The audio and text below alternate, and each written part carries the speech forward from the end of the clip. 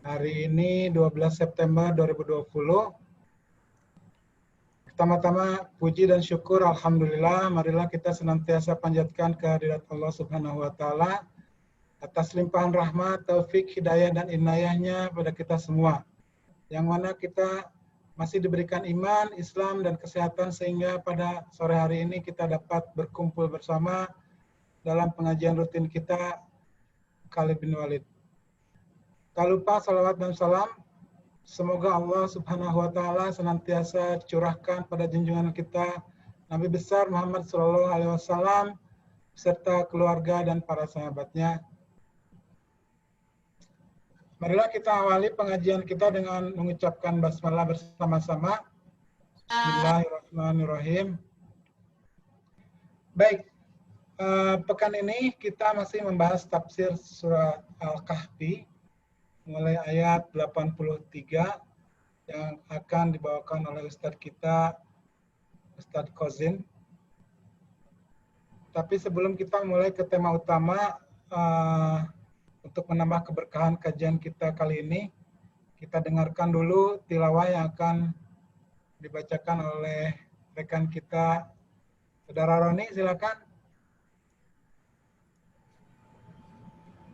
Bisa surat apa aja, atau misalnya bisa surat Al-Kahfi yang 8. Oke. A'udzu billahi minasy syaithanir rajim. Bismillahirrahmanirrahim.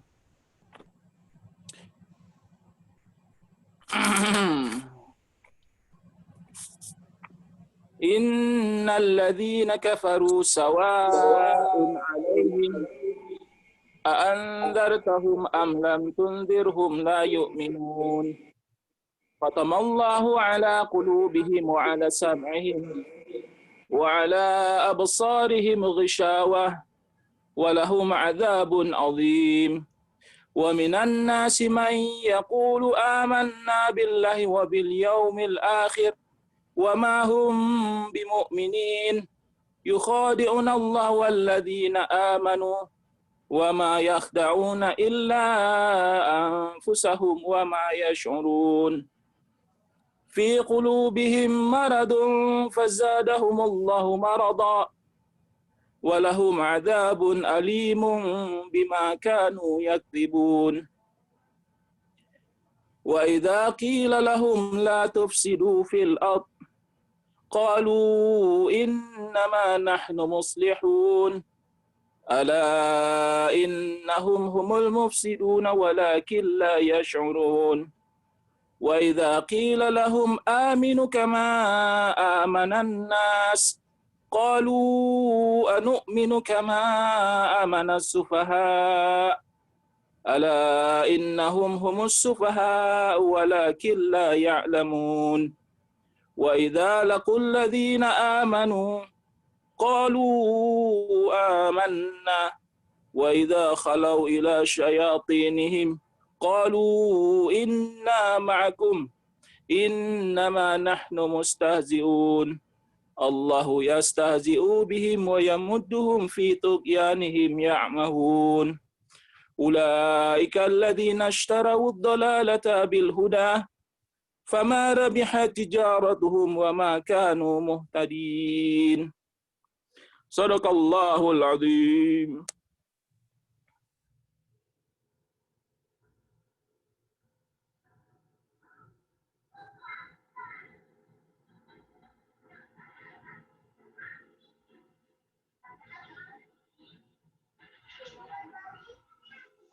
Sudah selesai Pak Budi, mau tambah lagi? Belum di unmute.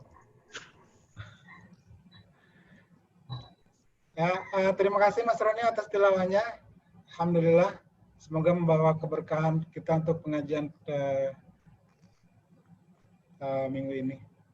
Baik, selanjutnya kita akan masuk ke tema utama kita, tafsir surat Al-Kahfi ayat 83.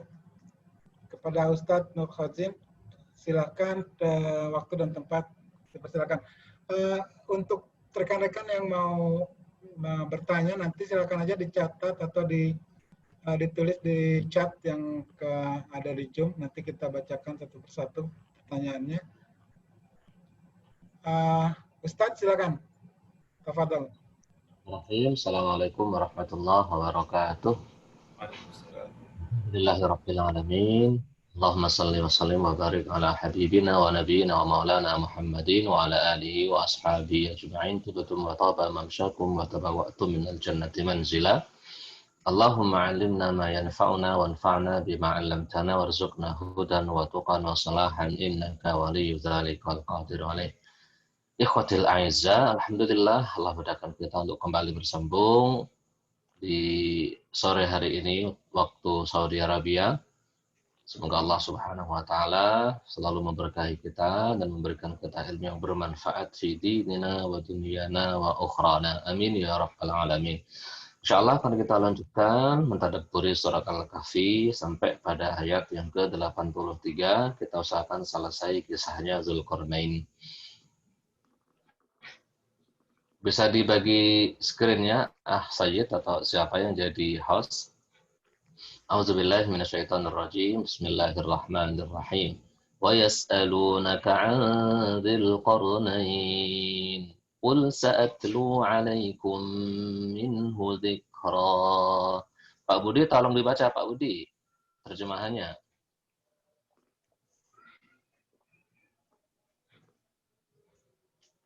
Di mana Pak Budi? Dan mereka bertanya kepadamu, Muhammad, tentang Dzulqarnain, katakanlah, akan kubacakan kepadamu kisahnya. Sebab nuzul dari kisah Dzulqarnain ini pernah kita sampaikan di awal pembahasan surat Al-Kahfi. Orang-orang Quraisy atas bisikan kaum Yahudi bertanya pada Rasulullah Sallallahu Alaihi Wasallam tentang 3 hal. Yang pertama tentang ruh. Tentang ruh ini dijawab oleh Allah Subhanahu wa taala dalam surat Al-Isra. Pertanyaan kedua tentang Ashabul Kahfi sudah kita tadabburi, dan yang ketiga tentang Dzulqarnain. Wa yas'alunaka dzil qarnain, dan mereka bertanya kepadamu wahai Muhammad tentang Dzulqarnain.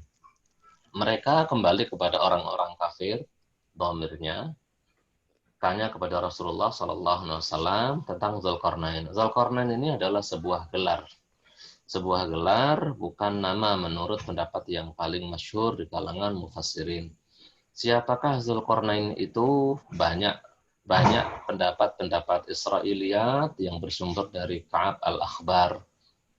Juga banyak riwayat tidak sahih bersumber dari para sahabat, baik Ibnu Abbas atau Sayyidina Ali bin Abi Thalib radhiyallahu anhum ajma'in. Ibnu Katsir menukil riwayat-riwayat tersebut, yang paling banyak menukil juga Ibnu Jarir serta Imam Al-Qurtubi. Namun semuanya hadis sahih. Tidak ada teks sahih baik Al-Qur'an atau Sunnah yang menjelaskan siapa Dzulqarnain, siapa pribadi Dzulqarnain ini. Syekh Sya'rabi mengatakan hal ini memang Allah Subhanahu wa taala sengaja Allah Subhanahu wa taala mengkisahkan kisahnya Dzulqarnain ini untuk diambil pelajarannya, bukan untuk diketahui orangnya itu namanya siapa, hidup di tahun berapa, kemudian umurnya berapa tahun, istrinya siapa, anaknya siapa, dan sebagainya. Itu sengaja, karena tujuan kisah di Al-Quran rata-rata untuk diambil pelajaran, bukan untuk mengetahui secara detail pelakunya. Dzulqarnain ini, kata para ulama, ahli tafsir, pendapat yang paling sahih, yang paling kuat, Dzulqarnain adalah seorang raja yang saleh. Raja yang saleh yang memiliki kekuasaan sangat luas dari timur sampai barat. Di timur tempat terbitnya matahari, dan di barat juga tempat terbenamnya matahari. Karena kekuasaan beliau memanjang luas dari timur sampai barat, seolah-olah memiliki 2 tanduk. Karenanya beliau diberi gelar Dzulqarnain. Ada yang mengatakan banyak hal, ada yang mengatakan disebut Dzulqarnain karena memakai mahkotanya ada ada dua tanduknya di atas kepalanya gitu. Tapi ini pendapat juga kurang kuat. Pendapat yang paling kuat sebabnya karena beliau memiliki kekuasaan dari timur hingga barat. Apalagi ada pendapat Israiliyat, katanya beliau pernah dibunuh, dipukul kepala sebelah kanannya mati, kemudian dihidupkan lagi oleh Allah, dipukul lagi mati, terus sampai ada dua tanduknya. Itu pendapat semuanya pendapat Israiliyat. Pendapat yang masyhur di kalangan mufassirin juga, beliau ini adalah Iskandar, Raja Alexander dari Makedonia, dari Yunani. Rajanya Aristoteles. Aristoteles sebagai menteri di kerajaan Iskandar ini. Iskandar memang menundukkan India, menundukkan Mesir, menundukkan Persia. Tapi kata para ulama, pendapat ini jelas-jelas salah. Meskipun banyak yang menyebutkannya, hampir semua mufassirin menyebutkan, dari mufassirin generasi awal sampai mutakhirin. Bahkan Dr. Wabah Zuhaili juga menyebutkan dengan panjang lebar seolah-olah beliau menguatkan pendapat ini. Tapi kata para ulama, pendapat yang paling kuat bukan Raja Yunani. Kenapa? Karena Dzulqarnain ini adalah raja muslim, raja yang saleh. Kata para ulama, dua raja muslim yang menguasai dunia ini dari timur hingga barat. Yang pertama adalah Sulaiman bin Dawud, yang kedua adalah Dzulqarnain. Dan ada dua raja kafir yang menguasai dunia ini. Menguasai dulu maksudnya, kekuasaannya sangat luas. Yang pertama adalah Bukhtanasir dari Persia, dan yang keduanya adalah Raja Namrud ya dari Babilonia kalau tidak salah.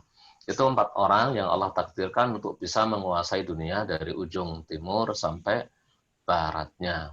Jadi antum jangan bertanya tentang siapa Dzulqarnain secara mendetail. Kenapa? Karena memang Allah Subhanahu wa taala tidak berkehendak menjelaskan secara detail. Karena banyak ayat Al-Qur'an ditujukan untuk diambil pelajaran, tidak disebutkan secara mendetail. Contohnya, Daraballahu masalan lilladzina amanu mara'ata fir'aun. Allah membuat perumpamaan bagi orang-orang beriman. Orang-orang beriman ini pakai domirnya laki-laki, masuk semuanya perempuan. Tapi perumpamaannya adalah imra'atu Fir'aun.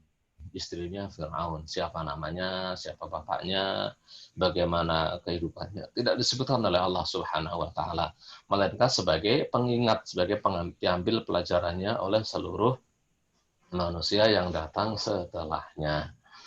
Kadang-kadang Allah Subhanahu wa taala menjelaskan secara detail, bahkan disebutkan nama perempuan dalam Al-Qur'an. Siapa itu? Maryam. Kenapa disebutkan Maryam? Karena di samping untuk diambil pelajaran, kejadian Maryam itu tidak akan pernah terjadi kecuali hanya untuk Maryam. Kejadian di dunia bahwa ada seorang perempuan hamil tanpa didahului oleh proses percampuran antara laki-laki perempuan, ya hanya Maryam. Itu Allah jelaskan, disebutkan secara rinci, namanya juga disebut berkali-kali, untuk menjelaskan pada orang-orang yang menyembah Maryam bahwa Maryam adalah salah satu mukjizatnya Allah Subhanahu wa taala. Sedangkan kisah-kisah yang lain cukup untuk diambil pelajarannya. Pakai redaksi wa yas'alunaka, mereka bertanya. Redaksi wa yas'alunaka di Quran ada 15 kali, sedangkan sekali pakai redaksi wa idza sa'alaka ibadi anni fa inni qarib. Jadi kalimat mereka bertanya itu ada 16 kali. 15 kali pakai redaksi fi'il mudhari' dan sekali saja pakai redaksi fi'il madhi. Sya'rawi sangat bagus menjelaskannya. Kalau antum bisa bahasa Arab, silahkan merujuk pada tafsir Sya'rawi, itu sangat bagus menjelaskan perinciannya. Allah berfirman, "Qul sa'atlu 'alaikum minhu dzikra." Katakanlah ya Muhammad, sa'atlu, aku akan membaca. Ini bukan dari Rasulullah SAW, melainkan dari wahyunya Allah. Alaikum, untuk kalian semua, minhu itu sebagian darinya, menunjukkan bahwa sebenarnya Dzulqarnain itu sangat banyak riwayat hidupnya, biografi hidupnya sangat panjang. Tapi Allah Subhanahu wa taala hanya mengisahkan kepada kita sedikit. Dan sedikit ini cukup sebenarnya untuk menjadi pelajaran Terutama kepada siapa? Terutama kepada para penguasa yang yang Allah kuasakan kepada mereka untuk mengatur kehidupan manusia lain. Jadi kisahnya Dzulqarnain ini lebih pada pelajaran bagi mereka-mereka yang memiliki kekuasaan. Namun juga untuk kita semua juga, karena kita juga Allah kuasakan, suami menguasai keluarga, ibu juga menguasai keluarga juga. Mungkin ada di antara antum juga menjadi pembesar di yayasan atau di perusahaan atau di sekolahan, bisa mengambil pelajaran dari Dzulqarnain ini. Baik, ayat ke-84. Inna makkanna lahu fil ardi wa atainahu min kulli syai'in sababa. Silakan dibaca Pak Budi. Sungguh kami telah memberi kedudukan kepadanya di bumi, dan kami telah memberikan jalan kepadanya untuk mencapai segala sesuatu. Inna makkanna, sesungguhnya kami makkanna lahu. Kami telah memberikan makkana yumakkinu, memberikan kekuasaan. Tamkin itu kekuasaan.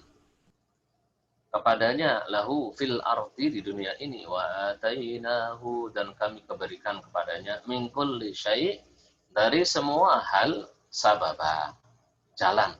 Jadi Allah Subhanahu wa taala kuasakan kepada Dzulqarnain ini semua hal untuk mencapai tujuan sebagai seorang pemimpin, sebagai seorang raja.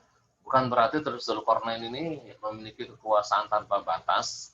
Ka'ab al-Akhbar pernah bercerita kepada umat muslim bahwasanya Dzulqarnain ini saking saktinya, saking Allah kuasakan kepadanya segala sesuatu, pernah bercerita bahwa Dzulqarnain bisa menambatkan kudanya di bintang. Jadi bisa terbang sampai kepada bintang. Hal ini diingkari oleh sahabat Muawiyah bin Abi Sufyan radhiyallahu taala anhu.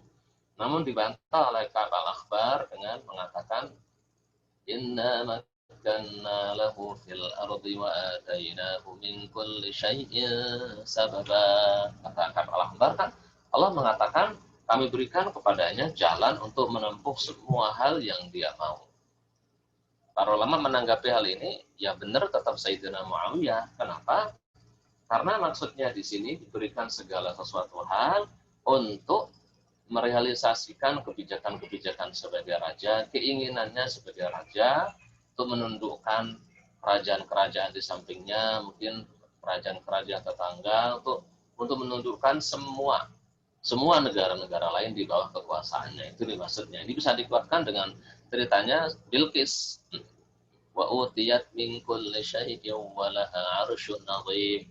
Bilqis juga Allah sifati dengan utiyat min kulli syai', diberikan semua hal. Tapi maksudnya kata para ulama bukan berarti Bilqis juga memiliki dunia dan seisinya, punya kesaktian yang tiada tanding, enggak seperti itu. Maksudnya memiliki segala hal yang diperlukan untuk menjadi seorang ratu di Sabah, di negeri Yaman. Jadi maksudnya di sini Allah berikan semua kemungkinan kepada Raja Dzulqarnain ini untuk menjalankan amanahnya di muka bumi. Itu wafilah dari apa? Dari kekuatan secara fisik, ilmu, manajemen, tentara, juga kekayaan alam, dan semua hal yang mendukung beliau menjadi raja. Jadi beliau diberi semua jalan. Dan Allah Subhanahu wa taala berfirman, fa'atba'a sababa. Pak Budi dibaca? Pak Budi Maka kemana? dia pun menempuh suatu jalan. Dia pun menempuh suatu jalan. Maka Dzulqarnain memutuskan untuk menempuh suatu jalan untuk menaklukkan seluruh negeri-negeri dari kerajaan beliau, entah apakah itu di mana tempatnya tidak perlu kita cari-cari. Ada yang mengatakan di Persia, ada yang mengatakan di Yaman, ada yang mengatakan di Eropa, ada yang mengatakan di Mesir. Yang penting beliau dari tempat kerajaannya ingin menaklukkan semua kerajaan sampai ke arah barat. Nah ini pelajarannya, kata para mufassirin, Raja Dzulqarnain menempuh jalan. menempuh jalan. Maksudnya bergerak untuk melaksanakan amanah Allah Subhanahu wa Ta'ala. Nah, selayaknya kita juga mau menempuh sabab, tidak hanya bertawakal kepada Allah dan tidak mau menempuh sabab. Sabab itu maksudnya bekerja, berusaha. Raja Dzulqarnain ini semua wasilah, semua perantara, sarana, prasarana sudah beliau nikmati, tinggal ongkang-ongkang, duit juga datang. Tinggal tidur, keluarga juga sudah makmur. Ya. Tinggal diem, insya Allah rakyat tidak akan kelaparan. Tapi beliau tetap ingin melaksanakan perintah Allah Subhanahu wa Ta'ala, berdakwah di muka bumi, menaklukkan seluruh kerajaan dari tempat beliau berdiri sampai ke arah barat agar tunduk pada Allah Subhanahu wa Ta'ala. Kemudian Allah Subhanahu wa Ta'ala berfirman, hatta idza balagha maghrib asy-syamsi wajadaha taghrubu fi 'ainin hami'atin wa wajada 'indaha qauma qulna ya dzal qarnaini imma an tu'adziba wa imma an tattakhidha fihim husna. Silakan Pak Budi. Hingga ketika dia sampai di tempat matahari terbenam, dia melihatnya matahari terbenam di dalam laut yang berlumpur hitam, dan di sana ditemukannya suatu kaum tidak beragama.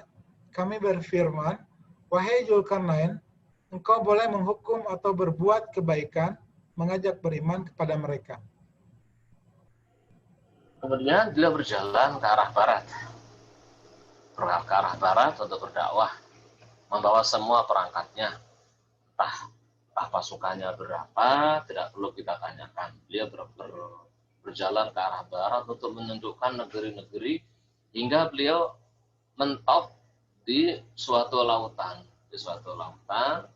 Pada lautan tersebut beliau sudah tidak menemukan negeri lagi. Disitulah beliau melihat matahari tenggelam. Jadi mataharinya tenggelam di lumpur yang hitam. Itu maksudnya dilihat dari beliau berdiri. Bukan hakikatnya matahari itu tenggelam gitu, masuk ke dalam lumpur hitam, besoknya lagi timbul dari arah sana, terus masuk lagi ke lumpur hitam. Tidak seperti itu. Jadi kata Imam Mahalli dan kata imam yang lain, Ibnu Katsir juga semuanya mengatakan ini binis berarti ilar ra'i. Kalau dilihat dari pandangan mata beliau, bukan sejatinya matahari yang tenggelam ke lumpur hitam. Enggak. Beliau enggak sampai ke matahari, dekat ke matahari itu enggak. Kenapa? Karena matahari ya di angkasa. Semua tahulah gitu ya, matahari itu adanya di langit, di angkasa. Cuma beliau ini sampai kepada satu tempat setelah daratan ini sudah tidak ada negeri lagi. Mentok di situ. Ada yang mengatakan di daerah Tunisia, ada yang mengatakan di daerah Maroko, yang sonolah daerah sono, mengatakan daerah yang lain. Dan di situ matahari tenggelam. Matahari kan tenggelam, biasanya warnanya merah kekuning-kuningan. Merah kekuning-kuningan tadi ketika ketemu dengan air laut, bercampur dengan air laut, seolah-olah air laut itu jadi kayak lumpur. Itu biasa saja kan, kalau air laut itu sudah mulai gelap, itu jadi kayak lumpur yang bergelombang, kayak lumpur hitam. Itu maksudnya kata para ulama. Beliau sampai mentok ketemu dengan negeri di mana matahari tenggelam. Di mana itu? Gak usah antum tanya. Wallahu a'lam bishawab. Karena itu udah entah berapa ribu tahun yang lalu. Kemudian beliau di situ menemukan suatu kaum, wa wajada indaha qauma. Beliau menemukan suatu kaum. Terjemahan di depan mengatakan kaum yang tidak beragama. Wallahu a'lam bishawab. Apakah benar tidak beragama? Disebutkan setelahnya, qulna ya dzal qarnaini imma, wahai Dzulqarnain, engkau bisa mengadab mereka, imma an tu'attib wa imma an tattakhidha fihim husna, atau engkau bisa mengajak mereka beriman pada Allah Subhanahu wa Ta'ala. Dan ini pelajarannya kata para ulama, salah satu faktor tamkinnya Dzulqarnain di muka bumi, salah satu yang membuat beliau ini kekuasaannya dikuatkan oleh Allah Subhanahu wa Ta'ala jika bisa menguasai dunia dari ujung timur sampai ujung barat. Di samping kesalehan adalah karena beliau amar ma'ruf nahi munkar. Dan ini sebenarnya yang diharapkan oleh Allah Subhanahu wa taala dari para penguasa. Allah Subhanahu wa taala memuji orang-orang beriman. Alladzina in makkannahum fil ardi aqamus salata wa atawus zakata wa amaru bil ma'ruf wa nahaw 'anil munkar. Yaitu orang-orang yang ketika kami tamkin mereka, kami berikan kepada mereka kekuasaan, mereka mendirikan salat, menunaikan zakat, dan amar ma'ruf nahi mungkar. Dan tingkatan amar ma'ruf nahi mungkar, sebagaimana hadis Muslim dari Abu Sa'id Al-Khudri, juga sahabat-sahabat yang lain, Rasul bersabda, man ra'a minkum mungkaran, falyughayyirhu biyadihi, fa illam tastati', fa illam yastati' fa bilisanihi, fa illam yastati' fa biqalbihi, fadzalika adhaful iman. Siapapun yang melihat kemungkaran, hendaklah dia merubahnya dengan tangannya. Dzulqarnain mampu merubah kemungkaran dengan tangannya. Dan kemungkaran yang paling mungkar adalah kesyirikan, kekufuran. Dan beliau menggunakan kekuasaannya untuk mendakwai seluruh manusia agar beriman pada Allah Subhanahu wa taala. Tidak disebutkan kewajiban jizyah zaman beliau ini, tidak seperti zaman Rasul sallallahu alaihi wasallam. Zaman Rasulullah untuk berdakwah kepada negara lain, kepada kerajaan lain, biasanya ada 3 pilihan. Pilihan yang pertama adalah masuk Islam, pilihan yang kedua adalah membayar jizyah, pilihan yang ketiga adalah perang. Ini pun dilihat tidak semua negara diperlakukan seperti ini oleh Rasulullah SAW, melainkan kepada negara-negara yang memerangi umat Islam. Sedangkan negara-negara yang tidak memerangi umat Islam, yang membuka dakwah secara terbuka bagi umat Muslim boleh berdakwah, biasanya juga tidak diperangi oleh Rasul Shallallahu Alaihi Wasallam. Syariat ini sepertinya berbeda dengan syariatnya Dzulqarnain. Syariatnya Dzulqarnain ini hanya ada 2 pilihan, sepertinya dari siyaqul ayah ya, dari siyaqnya ayah. Yang pertama pilihannya adalah masuk Islam. Kalau tidak masuk Islam maka diazab atau diperangi, dibunuh. Nah makanya pilihannya cuma 2. Silahkan kamu siksa mereka atau kamu ajak mereka untuk beriman pada Allah Subhanahu wa taala. Selayaknya kepada para penguasa, kepada para pemimpin, kalau memang ingin Allah mudahkan urusannya, Allah ingin berikan kepada mereka 2 malaikat yang ada di kanan kirinya menuntunnya kepada jalan kebaikan, menggunakan kekuasaannya untuk kebaikan, menggunakan kekuasaannya untuk menambah orang-orang baik, untuk membuka kesempatan baik pada seluruh masyarakat. Bukan sebaliknya, bukan justru membuka kemaksiatan, bukan justru mendukung kemaksiatan, atau justru bukan sebaliknya menjadikan orang-orang baik sebagai sasaran yang dituduh sebagai orang yang tidak benar. Bukan untuk memutarbalikkan fakta, bukan untuk menjadikan orang-orang yang mohon maaf, yang hafal Quran, yang disebut sebagai mungkin orang kurang benar, yang suaranya bagus, mungkin disebut orang kurang benar, bukan seperti itu. Itu kalau mau diambil pelajaran dari Dzulqarnain ini. Kita kalau memang tidak sampai tingkatan penguasa, tapi Allah kuasakan kepada antum semua, kepada kita amanah. Selayaknya kita menggunakan amanah tadi untuk membuka pintu kebaikan kepada umat manusia. Kenapa? Sebab Rasulullah SAW bersabda dalam hadis sahih yang sering antum dengar, siapapun membuka suatu jalan kebaikan dan diikuti oleh orang lain, maka dia dapat pahala dan pahala orang-orang yang mengikuti jalan kebaikan tersebut tanpa dikurangi pahala mereka sedikit pun.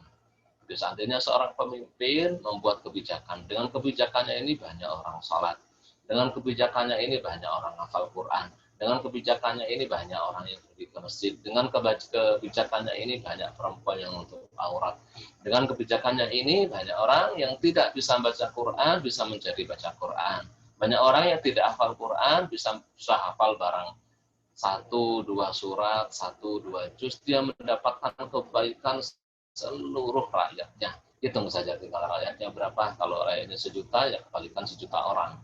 Dan terus menerus akan diabadikan kebaikannya oleh Allah Subhanahu wa taala. Di sini juga salahnya kita tidak menutup mata akan urgensi kepemimpinan, urgensi kekuasaan. Kita sebagai seorang muslim itu boleh jadi penguasa, boleh. Nabiullah Yusuf alaihissalam ketika ditawari ada kesempatan untuk menjadi penguasa. Nabiullah Yusuf alaihissalam beliau juga memanfaatkan kesempatan tersebut gitu. Dia mengatakan qala ja'alni 'ala khazainil ardi inni hafizun 'alim. Jadikanlah aku sebagai bendahara negara, menteri keuangan, karena aku ini orangnya terpercaya. Ada kesempatan, boleh ya boleh, apalagi negara kita adalah negara yang bebas bagi semua anak bangsa, asalkan memang anak bangsa kita, negara kita tercinta, boleh maju, ada peluang semuanya secara resmi, terbuka, silahkan jadikan partai politik, atau mau maju dalam independen, semuanya terbuka, silahkan berpolitik dengan baik, sesuai dengan tuntunan syariah dan sesuai dengan regulasi yang berlaku. Kalau bisa tunjukkan bahwa masyarakat muslim itu bisa berpolitik dengan politik yang bagus. Masyarakat muslim bisa berpolitik dan tidak melulu politiknya harus dengan duit, tidak melulu politiknya harus dengan uang. Bisa menunjukkan bahwasanya masyarakat muslim itu berpolitik dengan politik yang bagus. Wallahu a'lam bishawab. Baik, ayat selanjutnya qala amma man zalama fasawfa nu'adzibuhu thumma yuraddu ila rabbih fayu'adzibuhu 'adzaban nukra. Silakan Pak Budi. Dia, Zulkarnain berkata, barang siapa berbuat zalim, kami akan menghukumnya. Lalu dia akan dikembalikan kepada Tuhannya, kemudian Tuhan mengazabnya dengan azab yang sangat keras. Kalau Anda menzalim adapun yang zalim di sini maksudnya tetap kafir, tidak mau beriman pada Allah Subhanahu wa taala. Maka kami akan mengazabnya, memerangi mereka, akan menghalalkan darah mereka, menghalalkan rumah-rumah, harta benda mereka kami halalkan. Summa yuraddu ila rabbi, dan dia pun akan dikembalikan pada Allah Subhanahu wa taala, fayu'adzibuhu 'adzaban nukra, dan akan disiksa oleh Allah Subhanahu wa taala dengan azab yang sangat-sangat berat. Nah, berarti ini Islam kok memaksakan agama, ini syariatnya Zulkarnain ya, ini syariatnya Zulkarnain, syariatnya sebelum syariat yang datang sebelum syariat Islam. Ini cerita.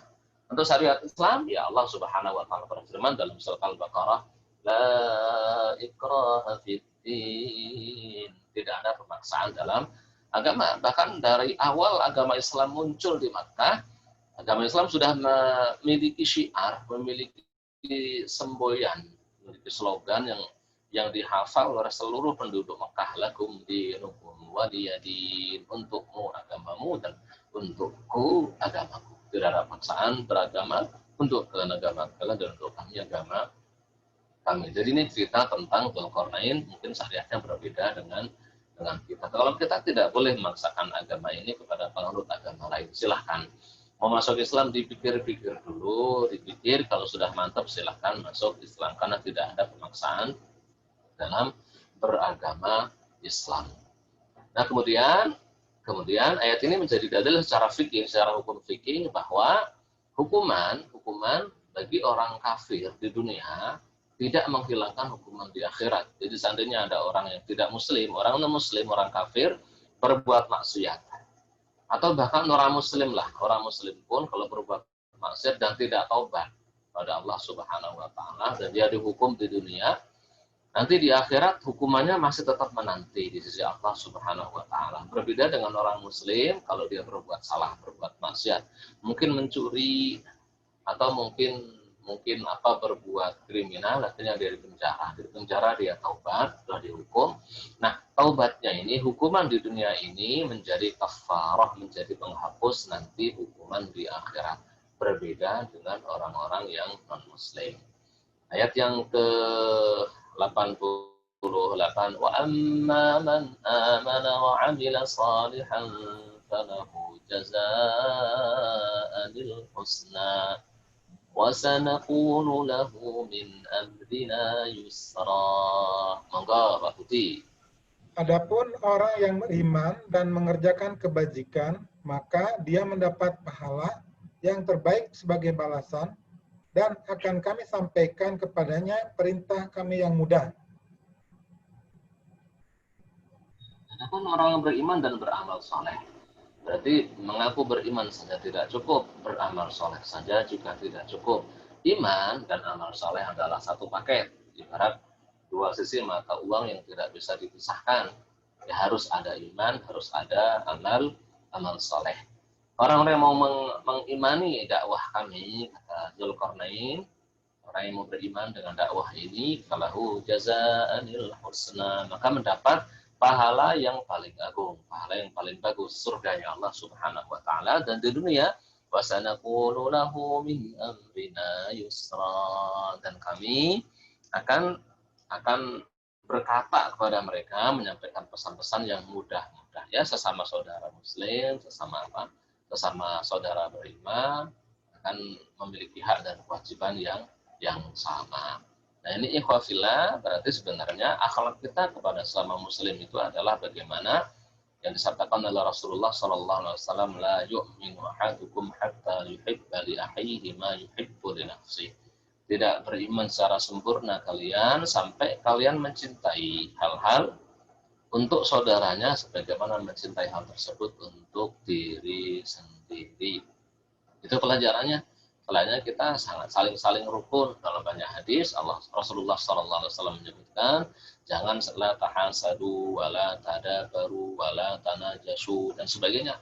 Dilarang. Rasulullah SAW melarang akhlak-akhlak buruk yang membuat kita saling tanafur, saling membenci, saling membelakangi, saling menipu, saling membohongi. Itu semua dilarang oleh Rasulullah SAW. Kenapa? Karena al-muslimu lil muslimi kal jasadil wahid. Satu muslim dengan muslim yang lain itu ibarat jasad yang utuh. Tashtaka minhu udwun tada'a sairul jasadi bil humma was sahar. Kalau ada salah satu jasad yang terluka atau sakit, matanya tidak bisa tidur semalaman. Padahal yang sakit cuma tangannya atau kakinya. Itu prinsip kita sebagai seorang muslim. Ya sangat-sangat sayangkan kadang-kadang gara-gara urusan duniawi, gara-gara urusan perdagangan, saingan toko, saingan usaha, kadang juga sampai kirim-kiriman jin, kirim-kiriman santet, waliyahzubillah.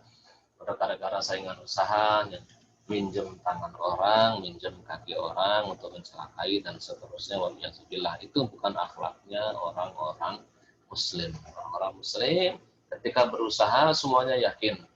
Ama min dabbatin illa 'ala Allahi rizquha. Semua binatang melata di muka bumi itu sudah dijamin rezekinya oleh Allah Subhanahu wa taala. Kita berdagang, samping kanan kiri kita semuanya juga berdagang, tapi rezeki itu tidak akan lari. Kalau memang itu rezeki kita, insya Allah akan datang kepada kita. Kita sekarang bisa melihat dengan real, kalau dulu berdagang perlu dengan buka toko, perlu lokasi strategis. Sekarang udah berdagang cuma modal komputer, berdagang cuma dengan modal HP, bisa mengalahkan swalayan, bisa mengalahkan supermarket, hingga gara-gara HP, gara-gara kemudian internet, akhirnya banyak supermarket yang tutup ya, banyak store-store yang tutup gitu. Ya itu karena rezeki Allah Subhanahu wa taala bagi-bagi. Jadi selayaknya dalam masalah rezeki, dalam masalah kamu tidak berantem dengan saudara muslim. Apalagi masalah warisan atau masalah-masalah yang lain. Karena semuanya adalah saudara kita. Jangan sampai waktu masuk surga kita tertunda hanya gara-gara urusan belum selesai dengan saudara-saudara kita di dunia. Kita lanjutkan ayat yang ke-89. Tsumma atba'a sababa. Silakan. Kemudian dia menempuh suatu jalan yang lain. Jadi setelah sampai tempat matahari tenggelam, sudah selesai, sudah tunduk semuanya kepada Dzulqarnain, sudah tunduk semuanya. Dzulqarnain kembali menempuh jalan yang lain. Jalan apa itu? Jalan ke arah timur. Sekarang jalan yang ke arah timur. Hatta idza balagha matli'a asy-syamsi wajadaha tatlu'u 'ala qaumin lam naj'al lahum min duniha sitra. Silakan.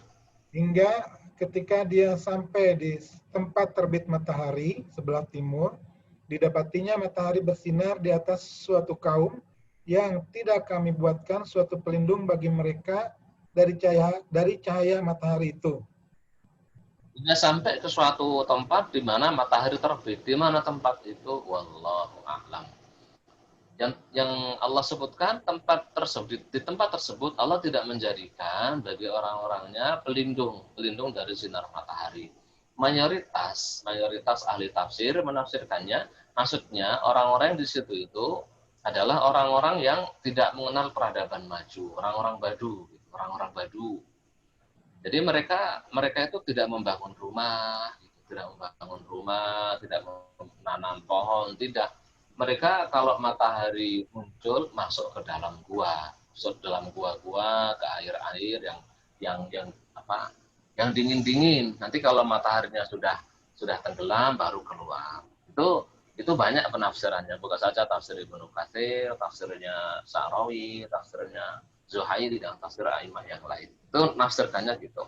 Ada kemungkinan yang lain, mungkin kemungkinan kedua ini adalah maksudnya Allah Subhanahu wa taala menjadikan matahari itu selalu ada pada mereka gitu. Ada terus.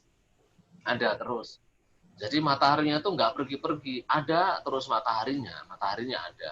Nah ini kalau zaman sekarang memang sudah ketemu gitu, ada di beberapa wilayah negara gitu, mataharinya itu bersinarnya lama.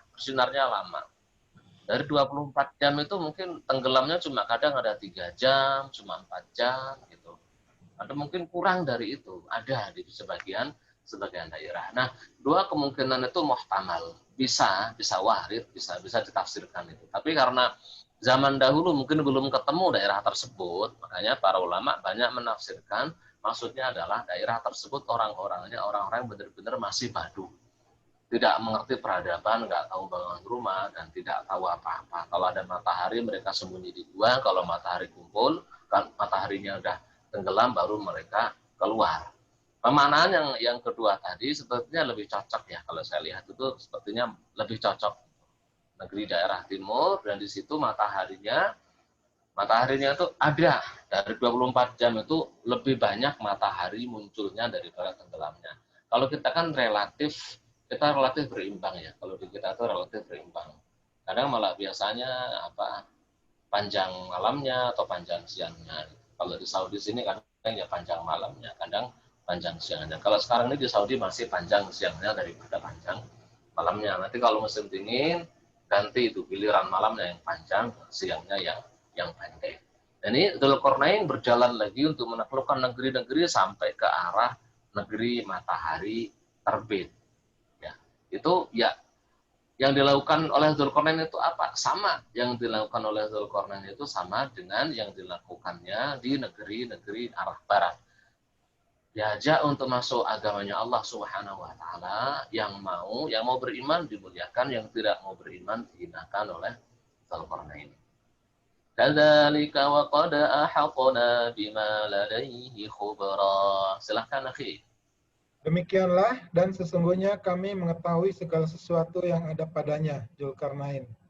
Baik, dan kami mengetahui segala sesuatu yang ada padanya. Ya iya, Allah mengetahui semua hal yang terjadi pada Dzulqarnain. Ini menjadi teguran kepada orang-orang Nasrani, orang-orang Yahudi terutama ya, yang ngajarin orang Quraisy untuk ngetes pengetahuan Rasulullah SAW. Tahu nggak Muhammad itu tentang cerita Dzulqarnain? Allah Subhanahu wa taala mengatakan, yang mengetahui semuanya ya kami, tapi kalian cuma kami ceritakan sedikit. Minhu tadi hanya sebagiannya. Ini kita sebagai hamba jangan pernah merasa paling benar, jangan pernah merasa paling pintar, karena ya kita sudah tadabburi kemarin bagaimana Nabiullah Musa alaihissalam dalam riwayat Imam Bukhari ditegur, juga dalam surat Al-Kahfi itu ditegur oleh Allah Subhanahu wa taala gara-gara menjawab pertanyaan padahal dia jawabnya benar. Ada enggak orang yang lebih pintar dari di muka bumi? Ini ditegur oleh Allah Subhanahu wa taala. Kemudian summa atba'a sababa. Silakan. Kemudian dia menempuh suatu jalan yang lain lagi. Kemudian Dzulqarnain menempuh suatu jalan yang lain lagi. Ke arah mana? Wallahu a'lam. Enggak Allah sebutkan di sini.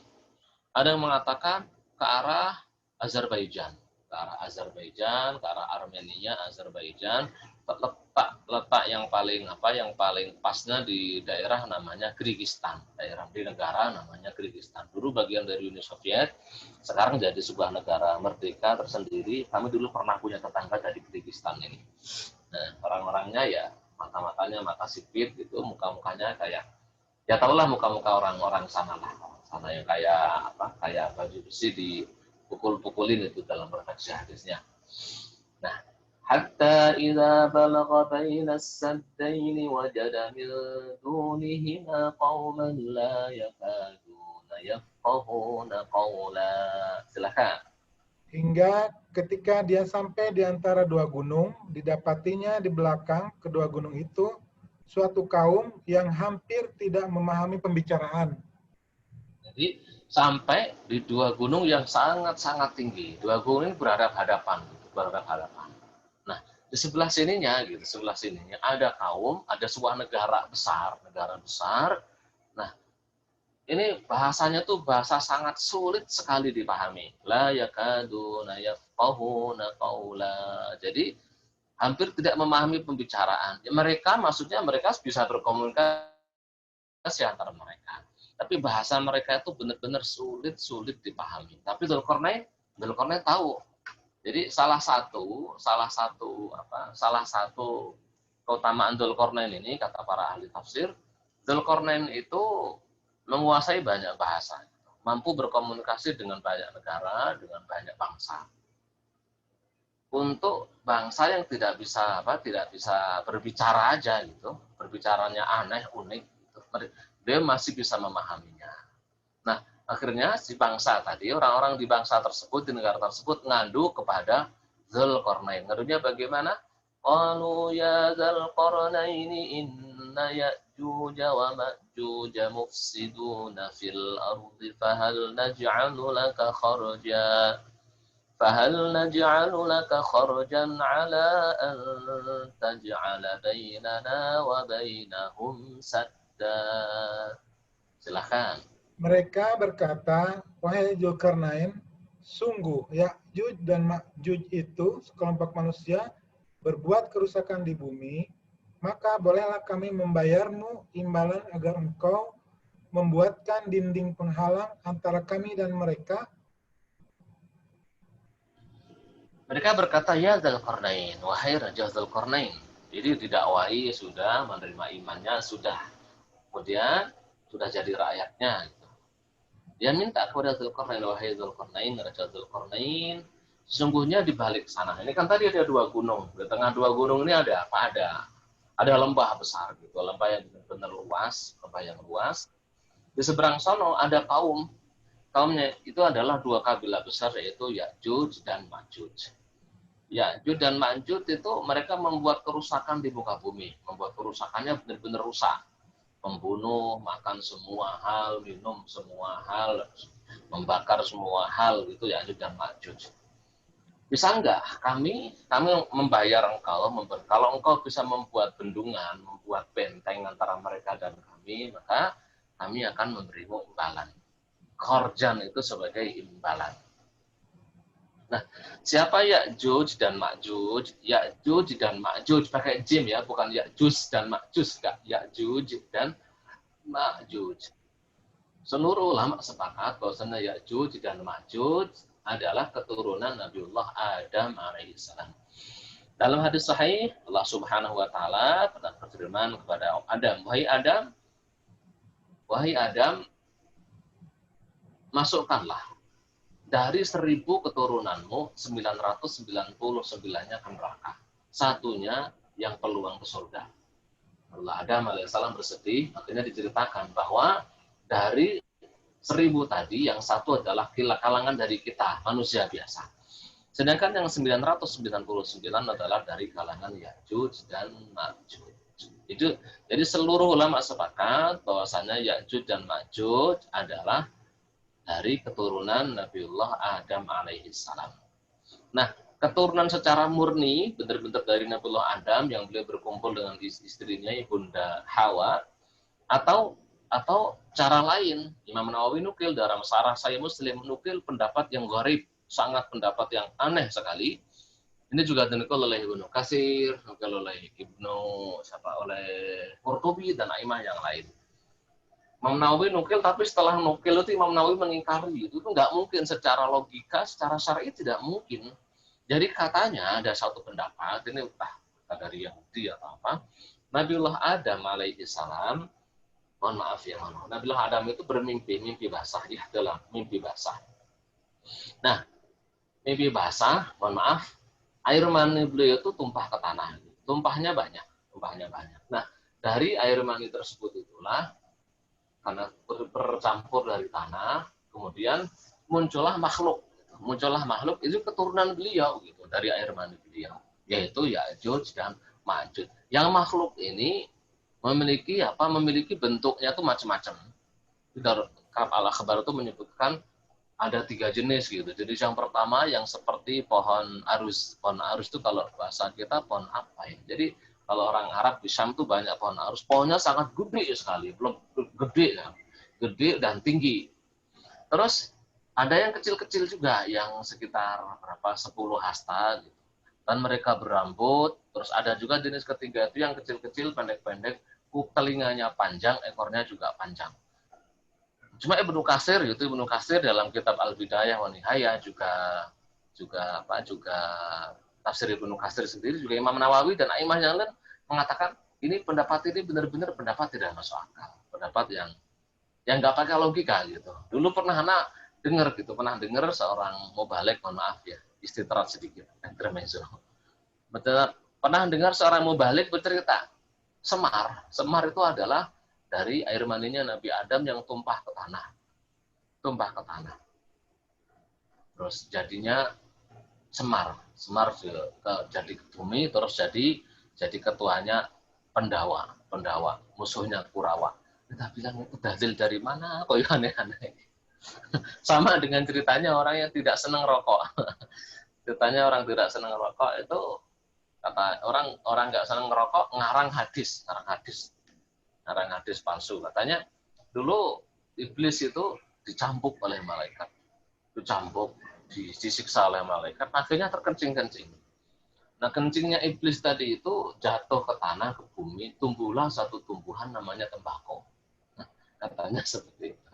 Tapi itu sebenarnya riwayat-riwayat yang kata Imam Nawawi tidak ada sandarannya. La aqlan wala syar'an. Secara logika nggak masuk akal gitu. Karena secara syar'i nggak ada. Secara syar'i tidak ada. Makanya pendapat ini semua ulama mengingkari. Karena ada hadis sahih bahwasannya adalah keturunan Nabiullah Adam. Berarti keturunan Nabi Adam seperti bentuknya Nabiullah Adam alaihissalam. Nah, kemudian jumhur dan mayoritas ulama mengatakan Ya'juj dan Ma'juj ini keturunan dari Nabiullah Nuh alaihissalam. Kenapa? Karena secara qat'i Allah Subhanahu wa taala berfirman dalam Al-Qur'an, "Wa ja'alna dzurriyyatahu humul baqin." Dan kami jadikan keturunan Nabi Nuh saja yang batin, yang abadi. Jadi semua manusia yang ada sekarang dari berbagai ras itu semuanya kembali kepada Nabiullah Nuh alaihissalam. Keturunan Nabi Nuh yang masyhur ada 4. Yang pertama adalah Kan'an. Kan'an ini yang disebut dalam surat Hud, diajak naik, mengatakan nggak mau, bahkan naik ke gunung, akhirnya mati, tenggelam. Yang kedua adalah Sam. Terus Ham. Nah, Sam ini bapaknya Arab. Terus Ham ini bapaknya orang-orang Eropa gitu, kalau tidak salah, atau bapaknya orang-orang Afrika kalau tidak salah. Jadi kalau Sam ini bapaknya orang Arab dan Eropa, kalau tidak salah. Sedangkan yang Ham ini bapaknya orang-orang Afrika, Nah, yang keempat adalah Yafid. Nah, Yafid ini adalah bapaknya orang-orang model kita gitu, yang ke Arab-Araban juga enggak gitu. Arab-Araban mirip-mirip juga ke Eropa, itu mirip-mirip Arab sama Eropa itu. Ke Afrikaan juga enggak. Nah, ya kayak kita ini, orang-orang di Asia yang model Mongolia gitu, model Cina, model Kyrgyzstan dan sebagainya itu ya sampai ke kita ini. Nah, ini konon itu bapaknya awalnya adalah Yafid, Nah, mayoritas ulama, rata-rata ulama mengatakan Ya'juj dan Ma'juj ini adalah keturunan dari Yafid ini. Tapi bagaimana mereka terus menjadi bangsa tersendiri, menghuni gunung tersebut, dan gunung ini tempatnya di mana, sebaiknya tidak usah dicari. Kenapa? Karena Allah Subhanahu wa taala tidak berkehendak menyebutkan. Kalau seandainya hal tersebut baik, pasti Allah sebutkan. Nah, kalau sekarang ini kan banyaknya mengingkari Ya'juj dan Ma'juj, akhirnya menafsirkan Ya'juj dan Ma'juj adalah tentara Mongolia antara Mongolia dan bangsa Tartar. Jadi bangsa Tartar itu disebut Ya'juj, maksudnya adalah bangsa Mongolia. Kenapa? Sebab mereka begitu keluar ke muka bumi, gitu, begitu mereka menyerang sama invasi negara-negara lain, orang-orang Mongolia dan Tatar ini tidak berperi kemanusiaan dan bahkan tidak berperi kebidatangan zaman dulu, gitu ya, zaman dulu. Ketika menundukkan suatu negeri, mereka tuh hanya semangat membunuh, gitu. Nggak pengen memperbudak juga, tidak, cuma pengen memberangus negeri saja. Yang lain itu tidak boleh hidup, yang boleh hidup hanya mereka. Seolah-olah seperti itu. Baghdad menjadi saksi sejarah. Bagaimana jutaan jiwa dibantai oleh orang-orang Tartar itu pada tahun 656 Hijriah. Dan bertahun-tahun, ya puluhan tahun, Muslim itu dalam ketakutan.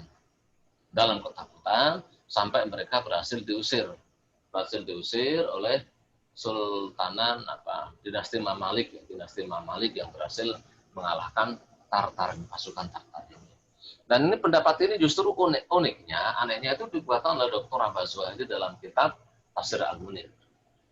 Padahal ya sangat sulit menafsirkan Ya'juj dan Ma'juj itu adalah orang-orang Tartar lah, orang Mongolia, orang Cina, atau orang Indonesia, atau orang Malaysia, atau orang apa. Sangat sulit. Meskipun mukanya yang mirip-mirip muka kita gitu, yang kayak besi dipukuli. Maksudnya kan kita kan mukanya rata gitu loh. Kayak orang-orang sini kan hidungnya juga kelihatan mancung gede gitu. Kalau kita kan kayak rata, kayak udah besi dipukulin kayak rata kayak kita. Ya sangat sulit gitu, sangat sulit gitu. Kenapa? Dari hadis-hadis yang lain, hadis Sahih Muslim Nawas bin Sam'an radhiyallahu anhu meriwayatkan dalam hadis panjang dari Sahih Muslim bahwasanya Ya'juj dan Ma'juj itu nanti keluarnya kalau Isa bin Maryam sudah turun ke muka bumi. Nabi Isa sudah turun ke bumi membunuh Dajjal, setelah itu baru Ya'juj Ma'juj turun. Nah, kok bisa dimaknai pasukan Tatar? Ya nggak masuk akal. Apalagi dimaknai dengan bangsa Cina atau bangsa apa? Ya tidak bisa. Kecuali kita nggak percaya hadis, kecuali kita nggak percaya dengan Rasulullah SAW, kecuali kita nggak percaya dengan hadis sahih, dan hadisnya itu ada di Bukhari dan Muslim. Gimana mungkin kita mau mempercayai hal tersebut? Gitu. Apalagi secara siyaqul ayat, dari konteks ayat-ayat yang menyebutkan Ya'juj dan Ma'juj ini, Allah Subhanahu wa taala menyebutkan nanti di akhir mereka tidak bisa keluar. Dalam riwayat Imam Ahmad, Imam Tirmidzi, Imam Hakim, imam yang lain menyebutkan bahwasanya Rasul bersabda, setiap hari Ya'juj dan Ma'juj berusaha untuk menggerogoti, untuk membuka bentengnya itu. Sudah seperti inilah, segini kira-kira, sudah satu lubang. Sudah capek mereka. Kemudian mereka tidur malam, besok pagi sudah kembali lagi, bentengnya utuh lagi. Terus seperti itu sampai kapan? Sampai nanti Allah Subhanahu wa taala mentakdirkan mereka keluar. Mereka akan keluar membunuh siapapun yang mereka temui. Mau manusia, mau hewan, mau tumbuhan, bahkan Danau Tiberias, Danau Tiberias yang sekarang di Yordan, di Palestina, nanti diminum airnya semuanya habis oleh Ya'juj dan Ma'juj. Di mana tempatnya, gunung apa tersebut, wallahu a'lam. Selayaknya tidak perlu kita cari. Tapi Ya'juj dan Ma'juj itu makhluk Allah Subhanahu wa taala dari keturunan Nabi Allah Adam alaihissalam dan dari keturunan Nabi Nuh alaihissalam, terutama dari keturunan yang namanya Yafis.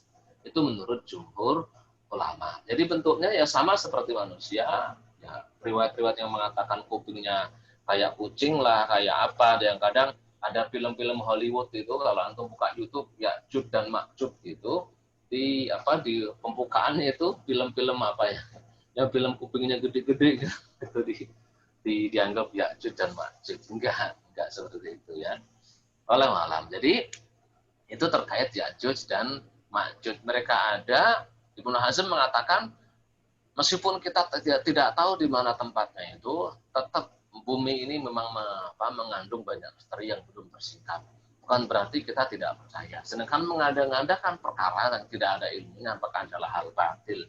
Jadi jangan mengada-ngadakan. Mengadakan Ya'juj Ma'juj adalah seperti ini, seperti inilah, seperti ini. Enggak, itu semuanya tidak ada riwayatnya. Wallahu a'lam bishawab. Nah, penduduk di negeri sebelah sini yang dibatasi 2 gunung tadi ngadu kepada Raja Dzulqarnain. Kalau engkau bisa membuat, wahai raja, membuat benteng raksasa gitu. Walau alam berapa panjangnya, berapa kilo, tapi itu bukan tembok besar Cina, bukan. Bukan tembok besar Cina itu sama sekali, bukan ya.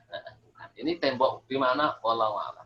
Nggak ada yang tahu sampai sekarang hakikatnya, tapi bakal ada. Nanti bakal terjadi di akhir zaman mereka keluar dari benteng ini. Jadi kami, kalau engkau bisa membuat kami benteng, menjadi pembenteng antara mereka dan kami, biar kami tidak diganggu oleh mereka, kami akan sangat berterima kasih kepadamu. Nah, kata para ulama, ini menjadi dalil bolehnya sayembara. Sayembara itu dalam bahasa fikih namanya ju'alah. Ju'alah, ya bahasanya di fikih ya, sayembara siapapun yang bisa kayak sekarang, mungkin ada raja bagus, ada raja gitu banyak-banyak duit, atau orang kaya, pengusaha kaya, siapapun yang bisa membuat vaksin dalam waktu sekian, vaksinnya aman, bisa disebarkan ke seluruh dunia, maka dia dapat bayaran apa $1 triliun atau berapa triliun dolar, itu namanya sayembara. Boleh secara ijma. Jadi kalau oleh Ibnu Munzir, Imam Nawawi, Ibnu Qudamah, dan a'immah yang lain menukil bahwasanya ju'alah ini boleh. Sayembara itu boleh.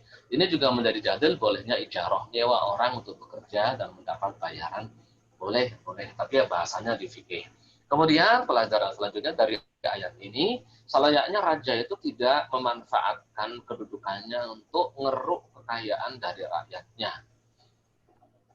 Para ulama itu sebenarnya sepakat haram memungut pajak dari rakyat. Hukum memungut pajak dari rakyat itu adalah haram. Boleh kalau ada kepentingan. Dan kepentingan pun kalau sudah terselesaikan, kalau kebutuhannya sudah diselesaikan, berarti haram lagi kembali. Nah, terus pemasukan negara, banyak pemasukan negara dalam konsep syar'i itu sangat-sangat banyak sekali gitu ya. Nggak hanya dari peperangan, dari hasil bumi yang dikelola oleh negara, dari bahasa kita mungkin perusahaan-perusahaan negara itu banyak sekali menghasilkan duit yang bisa dipakai untuk membiayai seluruh aparatur negara, itu sangat besar. Kalau hanya berpatokan dengan mengambil pajak dari rakyat, itu sebenarnya hukum asalnya adalah haram. Disinilah repotnya kalau menjadi penguasa sekarang. Jadi kalau antum jadi penguasa dan antum mengambil pajak, rata-rata orangnya tidak ikhlas, berarti antum nanti di akhirat siap akan dituntut oleh seluruh rakyat antum. Seluruh rakyat. Kalau 5 tahun ya 5 tahun, 10 tahun ya 10 tahun, 15 tahun ya 15 tahun. Itu seluruh rakyatnya yang tidak rela diambil pajaknya itu akan ngambil amalan kebaikan. Antum kalau tidak cukup, seluruh amal burukan satu negara entah berapa tahun, dikembalikan kepada antum semuanya. Waliyahzubillah. Repotnya itu di sini. Nah, karena memang ngambil pajak dengan jalan tidak benar itu bagian dari dosa besar. Seluruh ulama sepakat seperti itu. Kan dari zaman dulu para ulama itu benar-benar mengusahakan untuk tidak mengambil bayaran dari barang yang tidak benar, Banyak itu zaman dulu, bukan zaman sekarang. Zaman dulu tuh banyak ulama tidak mau ngambil. Kayak Imam Nawawi itu dikasih uang negara. Padahal negara zaman dulu jarang ngambil pajak, sesekali saja ngambil pajak. Imam Nawawi itu dikasih subsidi oleh negara, oleh kerajaan, tapi beliau tidak mau ngambil. Kalau kasih subsidi, beliau langsung ngambil, dikasih ke masyarakat. Beliau maunya ngambil makan hanya dari hasil dikirim oleh bapak beliau. Ya kalau sekarang diterapkan memang nggak sulit ya. Zaman dulu tuh banyak ulama tidak mau pakai timba yang ada di Masjidil Haram, bawa timba sendiri, karena khawatir timba itu hasil dari pajak masyarakat yang tidak rela. Nah ini Zulkarnain itu Masya Allah rakyatnya yang bersedia bayar itu rakyatnya. Ibaratnya nih BUMN-nya silahkan dibangun, kami membayar. Gitu. Kata Zulkarnain enggak. Nanti disebutkan kan enggak. Jadi ini benar-benar contoh yang benar real dari seorang raja tidak memanfaatkan kekuasaannya untuk mengeruk kekayaan mumpung dari penguasa. Justru bagaimana membuat rakyatnya sejahtera, itu gotong royong membuat rakyatnya sejahtera tanpa membebani mereka. Nah ini makanya Zulkarnain mengatakan, qala ma makkanni fihi rabbi khairun fa'inuni biquwwatin aj'al bainakum wa bainahum radma. Silakan. Pak Budi. Ya, Tidur. Zulkarnain berkata, apa yang telah dianugerahkan Tuhan kepadaku lebih baik daripada imbalanmu, maka bantulah aku dengan kekuatan agar aku dapat membuatkan dinding penghalang antar kamu dan mereka. Masya Allah. Jadi apa yang diberikan Allah kepadaku lebih baik daripada yang kalian berikan. Ini sama seperti Nabiullah Sulaiman. Nabiullah Sulaiman mau disuap, dikasih hadiah yang begitu banyak, begitu mewah oleh Ratu Balqis. Fama atani Allahu khairum mimma atakum bal antum bihadiyatikum tafrahun. Kalian kalau mau ngasih hadiah ke aku gitu, yang aku pilih itu lebih banyak, lebih bagus gitu. Nggak butuh gitu. Masya Allah ya. Seandainya banyak pemimpin kita seperti ini, seandainya banyak anggota dewan yang tidak mengejar gaji, seandainya banyak gubernur yang banyak yang tidak mengejar gaji, seandainya menteri-menteri tidak mengejar gaji gitu, seandainya tidak mengejar fasilitas-fasilitas yang mewah kan, oh enggak Pak Ustadz, saya nggak ngejar gaji kok, saya cuma untuk rakyat. Ya, banyak anggota dewan itu yang nggak ngambil gaji, bener, fasilitasnya tapi diambil. Gaji berapa sih? Gaji itu berapa? Fasilitasnya diambil. Fasilitasnya lebih banyak dari gaji ya. Fasilitas biasanya malah lebih banyak dari gaji. Ya kalau fasilitasnya diambil, gaji diambil ya berdoa sebenarnya. Nah intinya ya nggak memaksa sih, enggak. Itu cuma sebagian dari akhlak saja. Akhlak dari para penguasa yang dicontohkan oleh Zulkarnain ini. Tidak ngambil. Aku sudah diberi oleh Allah Subhanahu wa taala. Kemudian Zulkarnain fa'inuni biquwwatin aj'al bainakum wa bainahum radama. Ayo kita gotong royong. Kalian kumpulkan besi-besi gitu. Sebutkan nanti ya. Atuni zubaral hadid hatta idza sawa bainas sadafaini qala anfukhu hatta idza ja'alahu naran qala atuni ufrigh alaihi qitara. Silakan Pak Budi. Berilah aku potongan-potongan besi, hingga ketika potongan besi itu telah terpasang sama rata dengan kedua puncak gunung itu, dia Zulkarnain berkata, tiuplah api itu. Ketika besi itu sudah menjadi merah seperti api, dia pun berkata, berilah aku tembaga yang mendidih, agar kutuangkan ke atasnya besi panas itu. Jadi beliau ini ketika masyarakatnya minta dibantu, masyarakatnya diajak gotong royong. Ini sosok pemimpin yang luar biasa ya. Jadi masyarakatnya itu diajak untuk mandiri. Masyarakatnya ibarat masyarakat minta ikan, minta makanan. Saking jeniusnya beliau, kalian tidak kasih makanan. Tapi kalian tak kasih alat mancing, ada pancingan, ada jala, ada apa, semuanya dikasih alat mancing. Nah, kalau aku tinggalkan, kalian sudah tahu bagaimana cara mancingnya. Jadi beliau minta atuni zubarul hadid, berikan kepadaku potongan-potongan besi besar. Zubarul hadid itu maksudnya potongan besi yang besar. Ditarik, ditata dari gunung satu ke gunung lainnya. Entah berapa jaraknya, wallahu alam. Dan tingginya sama dengan gunung tadi. Jadi si Ya'juj dan Ma'juj itu tidak bakal bisa ke sini. Nah, dan itu tingginya berapa? Wallahu alam gitu. Kalau ukuran gunung yang tidak bisa dinaikin berarti gunung yang sangat tinggi ya. Berarti gunung yang sangat-sangat tinggi gitu. Dibuat rata. Setelah rata disuruh ngasih api. Apinya berarti dari satu gunung ke gunung lain. Hingga apinya membuat besinya jadi merah.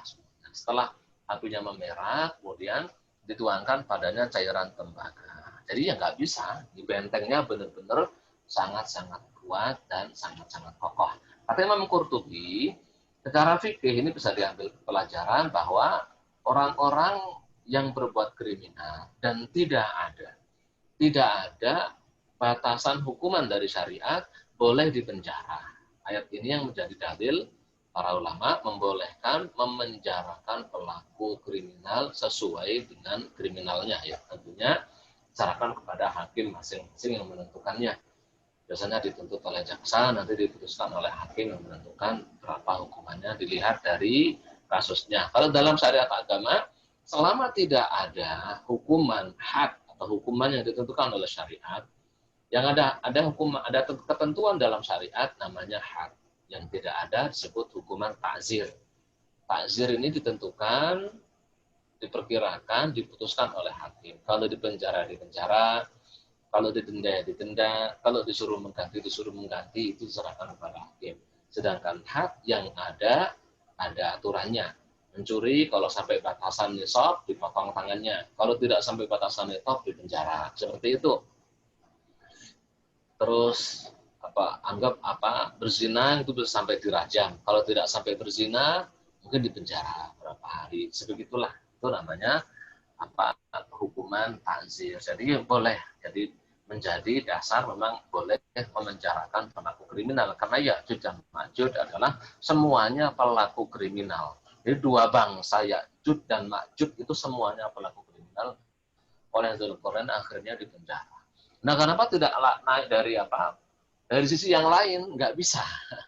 Nggak bisa. Ya, jalannya cuma di situ mereka. Jalannya cuma di situ. Mereka nggak bisa keluar. Keluarnya kapan?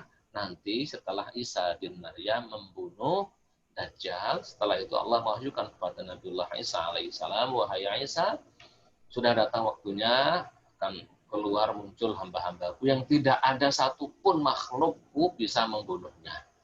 Akhirnya Nabiullah Isa alaihissalam beserta orang-orang muslim mengungsi ke satu tempat yang aman. Di situ itu benar-benar satu kepala kambing, satu kepala sapi lebih berharga daripada harta yang lain, saking sulitnya cari makan gitu maksudnya. Setelah itu Allah Subhanahu wa taala mengirimkan wabah, mengirimkan ulat yang membuat mereka semuanya mati. Kalau Allah mengirimkan burung yang mengangkuti itu jasad mayat-mayat mereka tuh diangkut, terus turun hujan sangat lebat. Setelah itu bumi benar-benar hijau royo-royo, hijau makmur. Dalam beberapa riwayat disebutkan sampai 1 delima itu bisa dimakan berapa puluh orang. 1 delima bisa dimakan berapa puluh orang. Saking makmurnya bumi. Setelah itu ya tinggal kiamat, tinggal dekat ya. Kalau sudah muncul Imam Mahdi, muncul Dajjal, muncul Isa bin Maryam, muncul Ya'juj dan Ma'juj, ya tinggal nunggu aja. Tinggal nunggu trompet ditiup oleh malaikat Israfil. فَمَسْتَطَاعُوا أَن يَظْهَرُوا وَمَا اسْتَطَاعُوا لَهُ نَقَابًا. Silakan. Maka mereka Ya'juj dan Ma'juj tidak dapat mendakinya dan tidak dapat pula melubanginya. Nah, mereka tidak bisa naik dan tidak bisa pula melubanginya. Sampai kapan itu? Sampai nanti menjelang hari kiamat. Tadi udah Anda sebutkan riwayat Imam Ahmad, Imam Tirmidzi, kata Imam Tirmidzi mengatakan hadisnya hasan sahih, juga Imam Hakim dan yang lain-lain. Setiap hari mereka berusaha melubangi. Kalau sudah bolong segini, besoknya ada lagi. Bolong segini, besoknya ada lagi. Terus seperti itu sampai nanti hari kiamat. Nah, kemudian Dzulqarnain mengatakan kepada penduduk tadi, qala hadza rahmatun mir rabbi fa idza jaa wa'du rabbi ja'alahu dakka wa kana wa'du rabbi haqqan. Silakan. Dia Dzulqarnain berkata, dinding ini adalah rahmat dari Tuhanku. Maka apabila janji Tuhanku sudah datang, dia akan menghancur luluhkannya dan janji Tuhanku itu benar. Nah, kata Dzulqarnain, kita membuat dinding yang begitu kokoh, tembok yang begitu kokoh, ini adalah rahmat, kasih sayang, anugerah dari Allah Subhanahu wa taala. Itu akhlaknya pemimpin yang benar, yang bagus. Semua keberhasilannya dalam membangun bangsa dan negara, mensejahterakan rakyatnya, semuanya dikembalikan hadza min fadli rabbi. Kalau kata Nabi Sulaiman, liyabluwani aashkuru am akfur, untuk mengujiku apakah aku bersyukur ataukah aku kufur. Tidak menisbatkannya kepada diri sendiri, enggak, semuanya dinisbatkan pada Allah Subhanahu wa taala. Dzulqarnain yang begitu kuasanya tawadhu'. Salahnya kita juga belajar tawadhu', kepada Dzulqarnain ini, kita punya apa sih? Pak Budi, iya anaknya sudah gede-gede, istri tapi baru satu kan Pak Budi ya. Terus gajinya juga banyak, tapi ya tetap dibandingkan Dzulqarnain itu nggak ada apa-apanya. Lah Pak Budi, wala Pak siapa di sini, wala Sayyid, wala Habib Zaki Maraba, wala yang lain-lainnya juga nggak ada apa-apanya dibandingkan dengan Dzulqarnain. Dan selayaknya juga para penguasa, orang-orang yang memiliki kekuasaan itu bersifat tawadhu'. Mereka-mereka yang memegang senjata, setelahnya jangan sedikit-sedikit menunjukkan senjatanya. Mereka-mereka yang menjadi tentara, menjadi aparat kepolisian, selayaknya tidak gampang-gampang gitu terus menyombongkan kekuasaannya gitu. Karena mengapa? Ya Fa'idza jaa'a wa'du rabbi ja'alahu dakka. Kalau sudah datang masanya, semua hal bakal binasa. Kullu man 'alaiha fan. Semua yang di dunia ini bakal binasa. Mau berkuasa seperti apapun, ya semuanya bakal binasa. Tembok yang kokoh ini bakal hancur lebur, luluh lantak nanti kalau sudah tiba masanya. Kita juga seperti itu manusia. Semuanya bakal kembali pada Allah Subhanahu wa taala. Karena memang janji Allah itu pasti benar. Kita hanya berdoa pada Allah, semoga Allah memanjangkan umur kita dalam ketaatan, dalam kesolehan, dalam keistiqomahan, dan dalam kesehatan dan perlindungan Allah Subhanahu wa taala. Walau alam bisawab, dengan ini alhamdulillah cerita Dzulqarnain dan Ya'juj serta Ma'juj sudah kita selesaikan. Insya Allah nanti pertemuan yang akan datang kita bisa selesaikan surat Al-Kahfi semuanya. Kalau ada pertanyaan dipersilahkan, monggo. Apakah dicatat? Rekan, barangkali ada pertanyaan, silakan langsung tafadhol atau mungkin dan Ma'juj mirip cerita film Lord of the Ring. Ini film yang mana ya? Film yang ada gedung seperti ketapel itu kali ya? Ya, itu. Ya, kalau dari cerita-cerita Israiliyat seperti itu Aki ya. Cerita Israiliyat. Jadi seolah-olah ada yang gede gitu, yang gede kayak kayu gitu, bentuknya kayak kayu. Ada yang kecil-kecil, apa namanya? Hobbit atau apa yang kecil-kecil itu, kayak gitu. Kayak gitu kalau dari Israiliyat, cerita-cerita orang-orang Yahudi. Tapi itu tanpa dasar yang sahih dari Rasul Shallallahu Alaihi Wasallam. Jadi kita tidak boleh mempercayainya. Ana menjelaskan ke antum ini karena antum menjelaskan itu cerita tidak benar, riwayat tidak benar. Pertanyaan kedua, Ustaz, apakah Ya'juj dan Ma'juj itu ghaib? Enggak. Dia itu zahir, bukan ghaib, zahir. Kenapa kita tidak tahu? Karena memang masih banyak hal yang tidak kita ketahui. Masih banyak sudut muka bumi yang tidak ketahui. Karena ada Google Earth. Ya mungkin ya. Ada Google Earth, ada satelit, ada apa, semuanya kelihatan. Itu kan yang kelihatan dengan teknologi kita. Banyak yang Allah tidak tampakkan kepada kita, mungkin teknologi kita juga tidak akan menyampai hal tersebut. Jadi apakah itu makhluk gaib? Enggak, itu makhluk nyata yang nanti bakal keluar, bakal membuat kerusakan di muka bumi. Bunuh banyak orang, makan semua hal, gitu, minum semua hal, akhirnya nanti nggak ada yang bisa membunuh kecuali Allah langsung. Jadi bukan makhluk gaib ya. Terus kemudian apalagi? Mana tadi? Bangsa kriminal, Ya'juj dan Ma'juj. Bangsa kriminal, ketika mereka lagi dibangunkan tembok, tidak ada perlawanan kah? Walau alam biswab ya, nggak sampai beritanya kepada kita, beritanya tidak sampai kepada kita. Mungkin bisa jadi mereka tuh nggak setiap hari keluar gitu. Bisa jadi ya, kalau secara logika sangat masuk akal. Mungkin mereka dalam seminggu tuh atau setahun tuh keluarnya di bulan ini untuk membuat kerusakan, untuk membuat onar, ngambil apa untuk mereka makan gitu di negara mereka.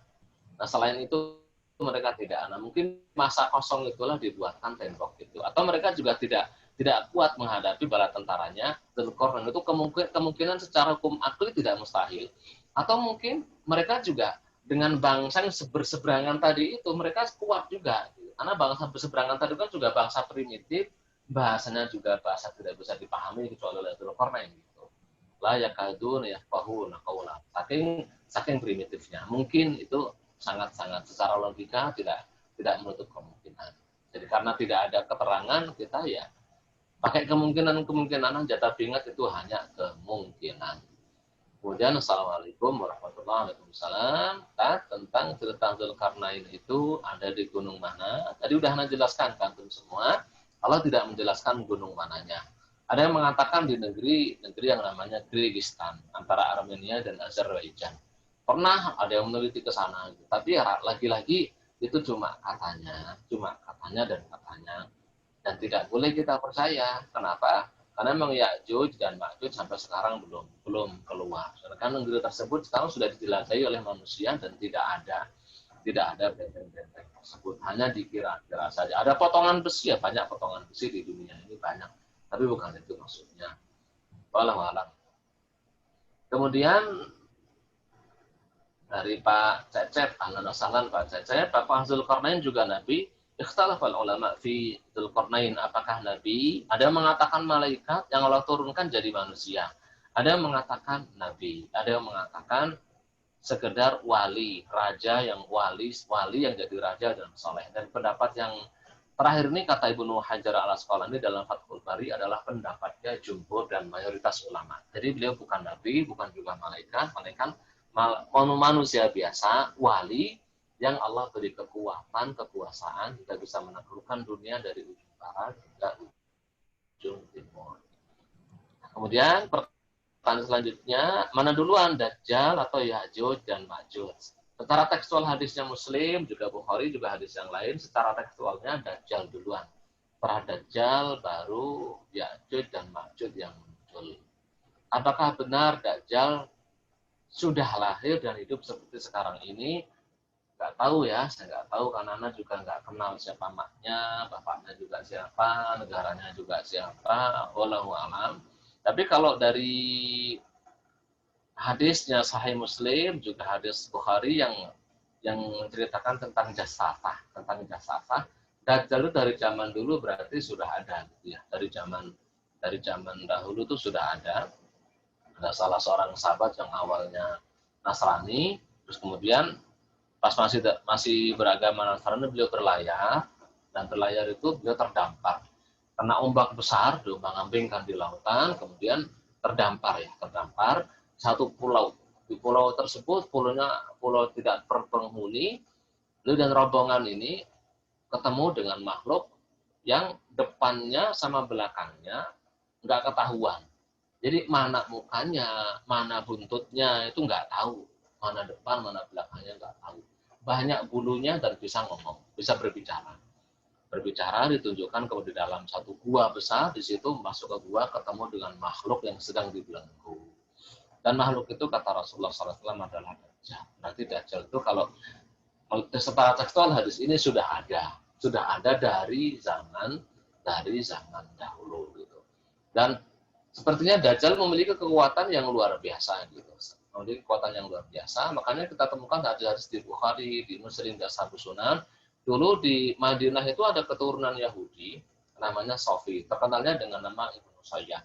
Ini Sofi ini memiliki kekuatan yang aneh. Jadi kalau dia marah itu dia bisa gembung, tahu gembung ya? Ada film itu tokohnya bisa gembung, bisa gede memenuhi jalan gitu.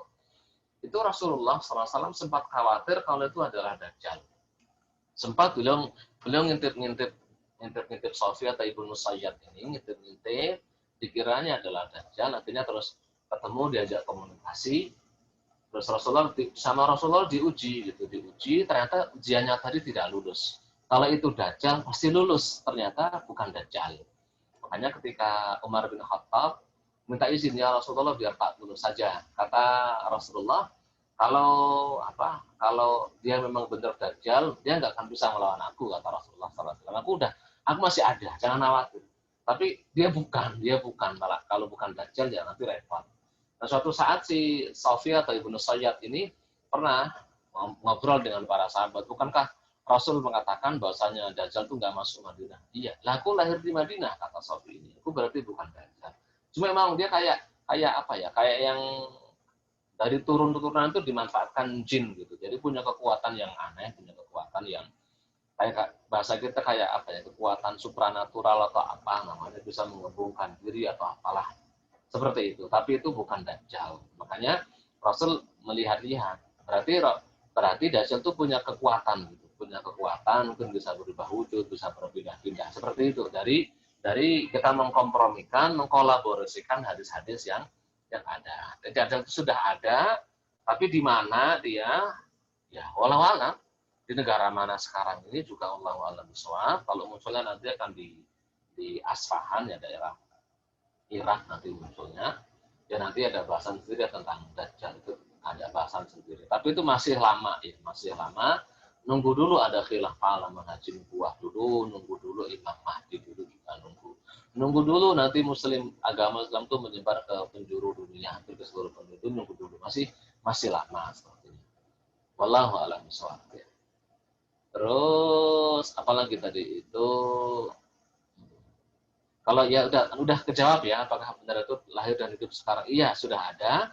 Tapi di mana itu? Di mana pulaunya? Wallahu a'lam bishawab. Padahal mengatakan pulau yang di dekat negara Yaman, tapi ternyata juga bukan. Di situ ada pulau yang aneh, tumbuhan-tumbuhannya itu kayak dongeng gitu. Nggak tahu apa nama pulaunya itu apa gitu, anak lupa gitu, aneh. Pohon-pohonannya juga aneh, semuanya aneh. Tapi itu juga bukan. Ya kita nggak tahu, kita bilang nggak tahu saja, wallahu a'lam, tapi kita wajib mengimaninya. Dan tidak boleh memaknainya dengan takwil. Ya'juj dan Ma'juj itu adalah orang zina yang bakal menguasai dunia, itu tidak diperbolehkan. Jadi mentakwilkan suatu teks itu harus ada qarinahnya, harus ada justifikasinya, pembenarnya. Selama tidak ada pembenarannya, tidak boleh memaknai suatu hal tekstual kepada makna yang lain. Dajjal dimaknai katanya Amerika, nggak bisa. Dajjal itu makhluk ya, bukan negara. Baik, pertanyaan lagi, silahkan. Tadi saya jelaskan bahwa syariatnya Dzulqarnain dalam dakwah beda dengan syariat yang dibawa Rasulullah. Jika begitu, kenapa ulama bisa menjadikan kisah tentang Dzulqarnain membangun tembok sebagai dalil hukuman penjara? Karena jadi secara umum qablana, syariat-syariat sebelum kita itu bisa kita jadikan sebagai dalil kalau dikukuhkan, kalau ditakrir, kalau dikukuhkan oleh syariat kita. Dan di syariat kita memang ada juga istilahnya penjara itu mengenal, memang ada. Dari zaman sebelum Rasulullah SAW penjara itu sudah ada. Zaman Nabiullah Yusuf alaihissalam penjara itu sudah ada. Dan Rasulullah tidak pernah melarang adanya pemenjaraan. Bahkan beliau mengikrarkan, mengiyakan gitu maksudnya. Ada juga orang musyrik yang di apa? Ya Rasul belum punya penjara, udah ditahan, diikat berhari-hari di samping Masjid Nabawi. Gitu. Para tawanan-tawanan Badar itu juga dipenjara, gitu. Ditempatkan di tahanan khusus gitu. Ya nggak penjara seperti kita, masih penjara yang istilahnya masih penjara yang mungkin yang tradisional gitu, sekedar menampung mereka sementara. Jadi memang sudah ada. Rasul juga pernah bersabda, Allah merahmati saudaraku Yusuf. Seandainya aku di posisinya, aku tidak akan nunggu raja nanyai perempuan-perempuan tentang kesalahannya untuk keluar dari penjara. Aku pasti pengen langsung keluar. Sebagai bentuk ketawaduan beliau memuji Nabiullah Yusuf alaihissalam. Jadi syariat sebelum kita menjadi syariat kita kalau dikukuhkan oleh Rasulullah SAW atau dikukuhkan dalam Al-Quran. Contohnya syariat khitan, bersunat. Sunat itu syariatnya Nabiullah Ibrahim alaihissalam. Yang kemudian dikukuhkan oleh Al-Quran. Wattabi'u millata Ibrahim hanifa. Haji juga ada sebelum syariat kita. Kurban juga ada sebelum syariat kita. Puasa, sholat itu semuanya ada. Dan dikukuhkan, dikuatkan oleh syariat kita melalui Quran dan Sunnah, maka menjadi syariat kita juga. Wallahu a'lam.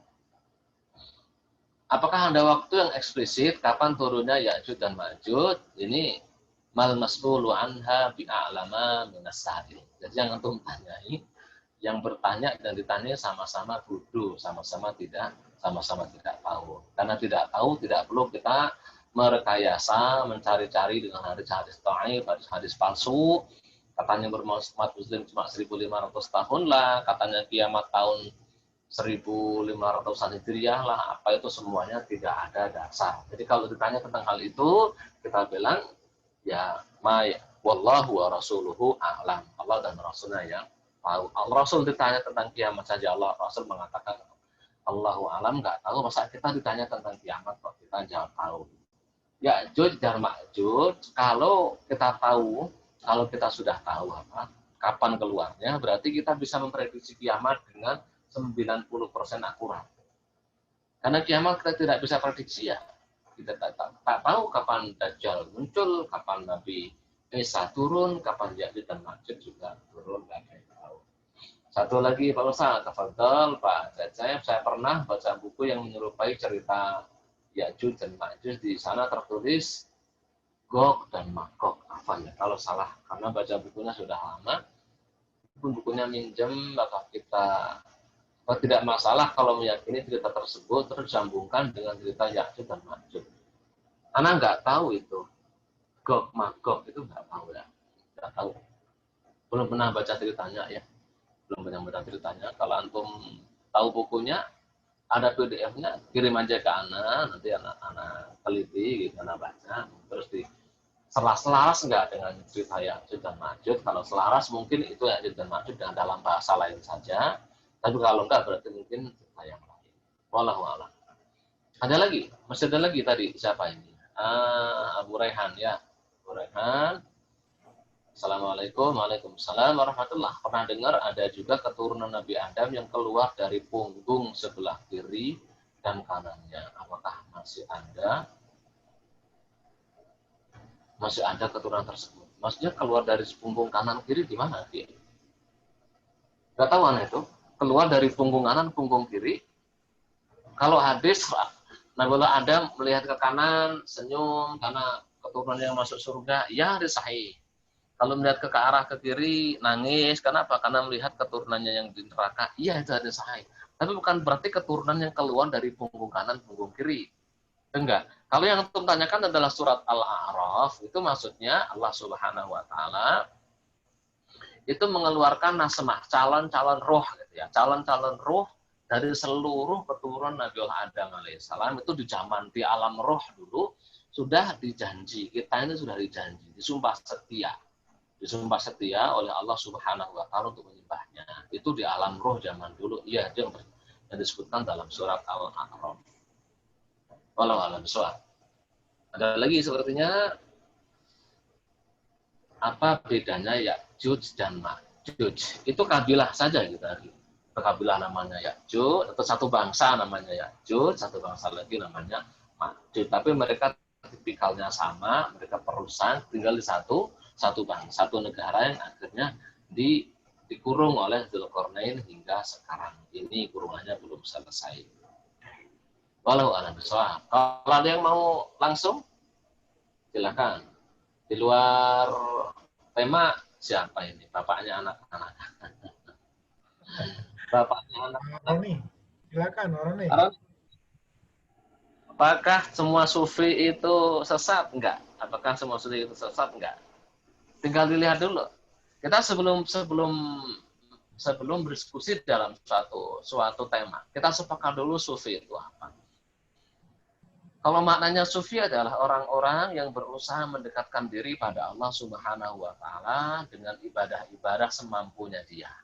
Maka kaum sufi yang seperti ini tidak semuanya sesat.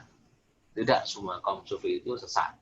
Malah di awal-awal kaum sufi itu adalah gambaran orang-orang yang sudah capek memikirkan politik di dinasti Umayyah, Abbasiyah itu kalau memikirkan politik capek sendiri gitu. Politik yang tidak mengenal kasih sayang, politik tidak mengenal kekeluargaan, tidak mengenal peri kemanusiaan, bahkan peri kebidatangan juga tidak mengenal gitu kan, kebanyakannya pemerintah zaman dulu. Akhirnya udah malas ngurusi politik, akhirnya ada yang nempuh jalur ilmu, ada yang nempuh jalur ibadah gitu.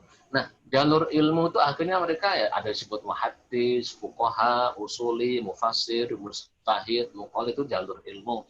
Ada yang menempuh jalur ibadah, mereka ahli-ahli ibadah. Ada yang sampai disebut abidul haramain, disebut abid ini ahli ibadah ini, ahli ibadah ini. Awalnya cuma sekedar ingin menjadi ahli ibadah, fokus untuk beribadah pada Allah Subhanahu wa Ta'ala. Mereka orang-orang baik.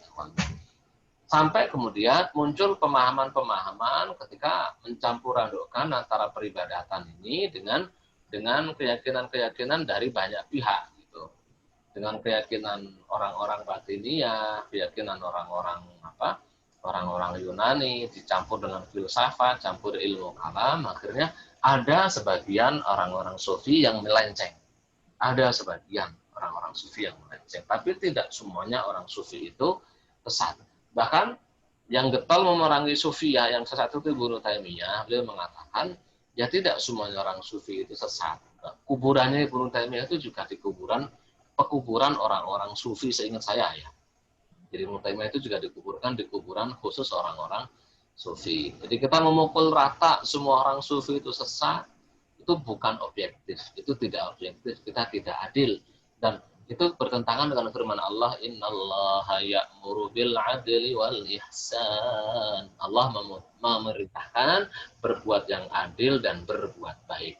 Kita menyamaratakan sufi, nggak hanya sufi, anggap di Indonesia lah banyak ya, menyamaratakan orang-orang sufi, orang-orang asyari, orang-orang salafi, orang-orang PKS, orang-orang HTI, orang semua samaratakan semuanya, tidak baik. Tidak baik, ya, tidak baik. Karena kadang personal itu juga memiliki hubungan yang beda dengan intisabnya, dengan organisasi yang ada itu berbeda. Jadi sebaiknya kita jangan menyamaratakan. Wallahu a'lam bishawab. Ya, yang asal antum tahu saja, kita itu juga tidak mungkin ya, hampir tidak mungkin bisa menjaga agama tanpa adanya orang-orang sufi. Tanpa adanya orang-orang sufi. Syarat-syarat hadis Sahih Bukhari, Sahih Muslim, Nasai, Abu Dawud, Tirmidzi, Ibnu Majah, itu sampai kita melalui jalur sufi. Saya punya sanad itu semua. Saya punya sanad-sanad itu sampai ke para muhaddisin semuanya juga punya. Itu sampainya ke saya itu juga dari jalur orang-orang sufi, tapi orang sufi yang lempeng. Orang sufi bukan sufi Ibnu Arabi yang ngaku Tuhan, itu enggak seperti itu. Bukan sufi yang mengatakan bahwasanya manusia bisa bebas dari syariat Allah, bukan seperti itu. Sufi yang lempeng. Sanad Quran, Anda memiliki beberapa sanad Quran, itu juga jalurnya semuanya dari orang-orang sufi. Jadi yang menjaga agama ini juga orang-orang sufi, menjaga Quran, menjaga sunnah. Itu orang-orang sufi. Jadi kita tidak mungkin bilang orang sufi semuanya sesat. Bagaimana tidak mungkin kita mengatakan ahli hadis itu semuanya baik? Enggak. Ahli hadis ada juga yang Mu'tazilah. Ahli hadis ada juga orang yang Khawarij. Ahli hadis ada juga orang yang Syiah. Itu kayak gitu.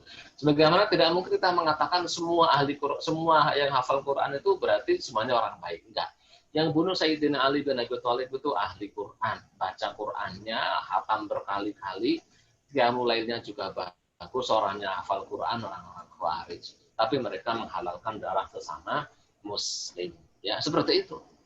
Enggak semua ahli fikih itu terus orangnya terus pasti baik semuanya, enggak juga. Jadi kita nggak bisa mengeneralisasi gitu. Wallahu a'lam bishawab. Ada lagi, Tafadhol, kalau mau angkat tangan, mau langsung, monggo, silakan.